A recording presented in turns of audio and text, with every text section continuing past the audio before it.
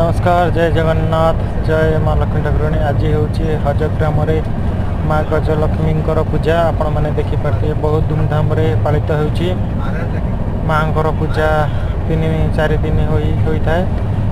आपण मैंने देखिपे बहुत सुंदर भाव पूजा हो